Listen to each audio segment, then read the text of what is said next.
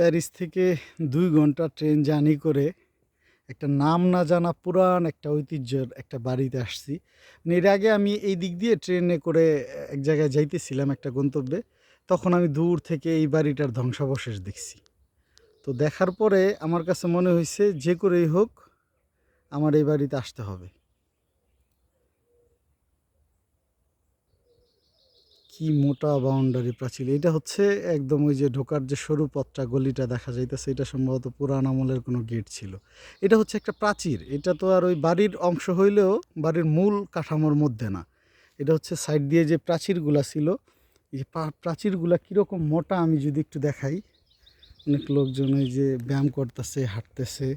আর এই পাশটায় হচ্ছে, এটা কিন্তু পাহাড়ের একদম চূড়ার জায়গা।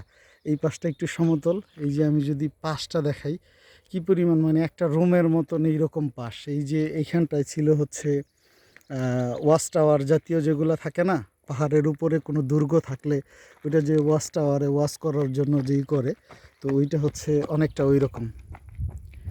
এই ওয়াচ টাওয়ারের ধ্বংসাবশেষটা কিছুটা আছে, আর পুরাটা নাই। আর ওই উপর পর্যন্ত দেখা যাইতেছে। আমি একটু সামনে গিয়ে যদি দেখাই, এই পাশটা হচ্ছে একদম গম ক্ষেত।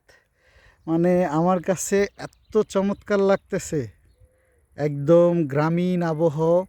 মানে ফ্রান্সের মতো একটা উন্নত দেশে আসার পরে এই রকম একটা বাংলাদেশের মতো একটা গ্রামীণ আবহাওয়া পাবো, এটা আসলে আমার কল্পনায় ছিল না। এটা আমার কল্পনার অতীত ছিল।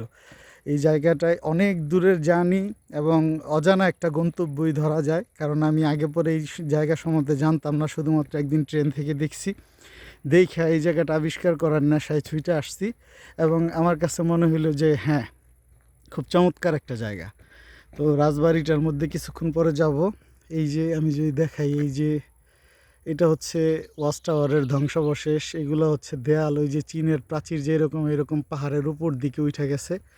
তার পাশেই হচ্ছে মেঠু সরু পথ। এই পাশটায় হচ্ছে গম ক্ষেত। আর ওই দিকটা একটা বাগানের মতো আছে। আমি এখন ওই দিকটায় গিয়ে রেস্ট নিব। তো স্মৃতির ক্যামেরায় বন্দি করে রাখলাম, যাতে এই স্মৃতিটা কখনো আর হারায় না যায় আমার কাছ থেকে।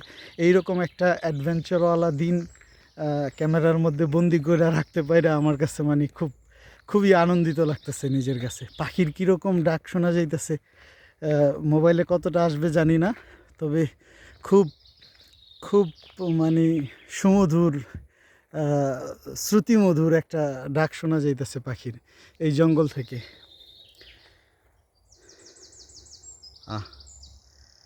আজকের বিকালটা এইখানেই কাটাম, আজকের ছুটির দিনটা।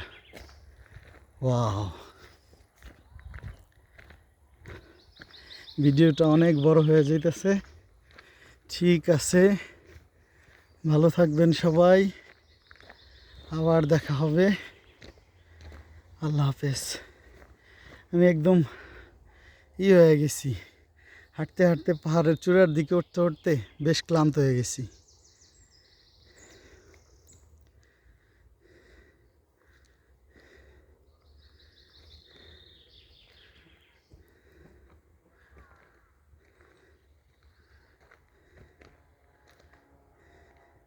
আল্লাহ হাফেজ।